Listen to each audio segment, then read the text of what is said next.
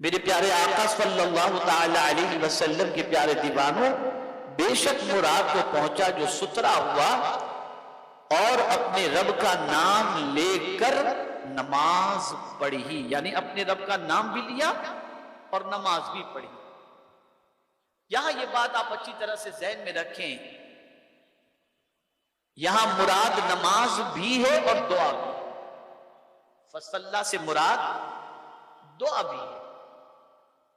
اب دعا کے حوالے سے ایک نسخہ آپ کو عطا کر دوں۔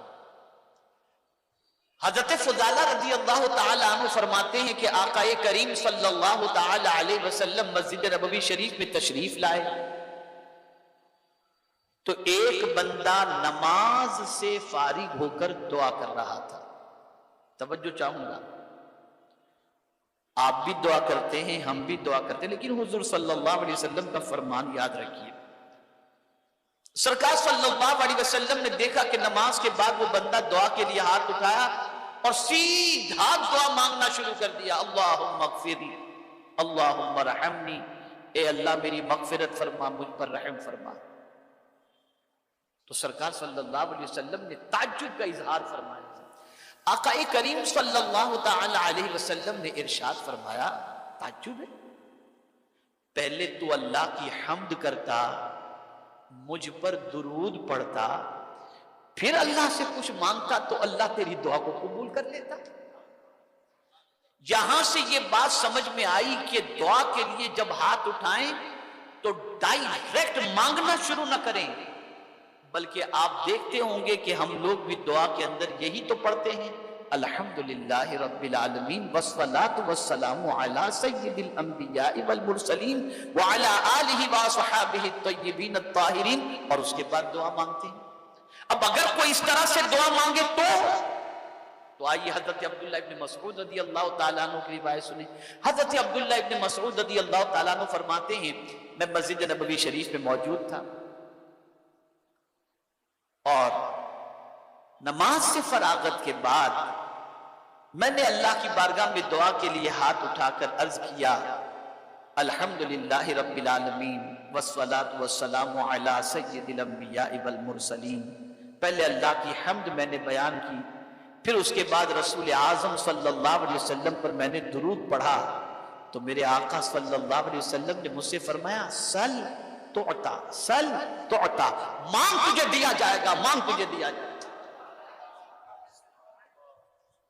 یہ آداب دعا میں سے ہے، پہلے اللہ کی تعریف کرو، پھر اللہ کے رسول صلی اللہ علیہ وسلم پر درود پڑھو، اور پھر اس کے بعد اپنے سوال کو اللہ کی بارگاہ کے اندر پیش کرو، تو اللہ تعالی حمد اور سلام کے صدقے میں دعاؤں کو قبول فرما لیتا ہے۔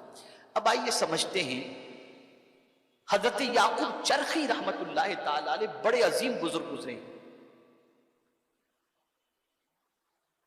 وہ راہ سلوک کے بارے میں فرماتے ہیں، اس راستے پر چلنے والے جس راستے پر چل کر انسان کو خدا مل جاتا ہے، خدا مل جاتا ہے، اس راستے کے بارے میں فرماتے ہیں کہ یہ آیات اس راستے کی نشاندہی کرتی ہیں، اور اس راستے پر ان آیات پر عمل کرنے والے کو اللہ راہ سلوک کی منزلیں طے کروا دیتا ہے۔ فرماتے میرا یقین ہے، وہ کہتے ہیں میرا یقین ہے، قد افلح من تزکا، کہ مراد کو پہنچا جو ستھرا ہوا، یعنی جس نے توبہ کر لی۔ تو اللہ کی طرف بڑھنے کے لیے سب سے پہلے اپنے گناہوں سے توبہ کرو، پہلے خود کو پاک کرو، اور جب تم پاک کر لیے تو ایک منزل تم نے طے کر لی، اب دوسری منزل کیا ہے؟ وَذَكَرَ اسْمَ رَبِّهِ، پھر اپنے رب کا نام لو، یہ دوسری منزل۔ اور رب کا نام جب تم نے لے لیا تو رب کا نام لے کر تم سجدے میں چلے جاؤ، یعنی نماز پڑھو۔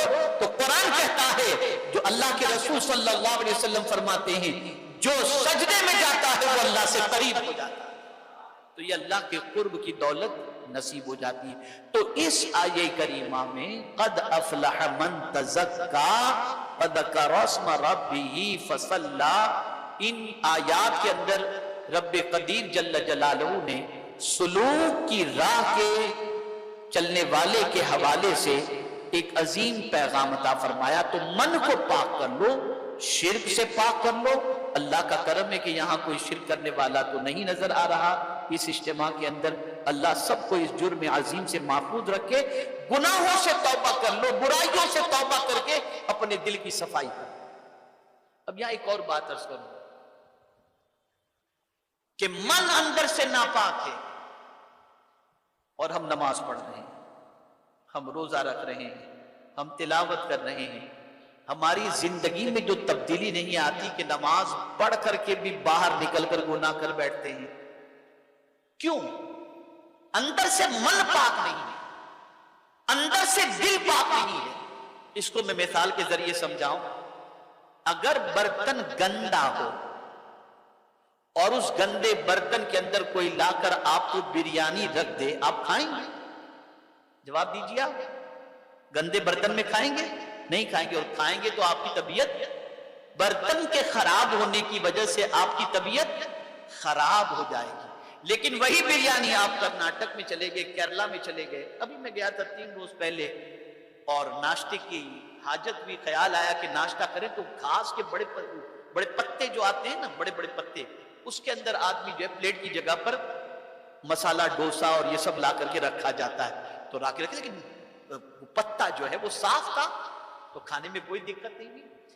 تو اگر برتن صاف ہے تو کھانا چاہے ہلکا ہی کیوں نہ ہو آدمی شوق سے کھا لے گا. اور اگر برتن گندا ہو تو بریانی کھا کر کے بھی طبیعت اس کی خراب ہو جائے گی. اے رسول اعظم صلی اللہ علیہ وسلم کے دیوانوں، نماز پڑھ کر، قرآن پڑھ کر اگر ہماری زندگی میں تبدیلی پیدا نہیں ہو رہی تو ہمارا برتن خراب ہے کہ اندر گندگی بنی. یہ دل گندا ہے، اس کو صاف کرو. اور اس کی صفائی کا بہترین طریقہ، جس طریقے سے ظاہر کو صاف کرنا ہے، کپڑوں کو صاف کرنا ہے، تو آپ پانی کا استعمال کرتے ہیں اور پانی کے ذریعے اپنے کپڑے کی صفائی کرتے ہیں، جگہ کی صفائی کرتے ہیں، بدن کی صفائی کرتے ہیں. لیکن دل تو اندر ہے، اس کی صفائی کیسی ہوگی؟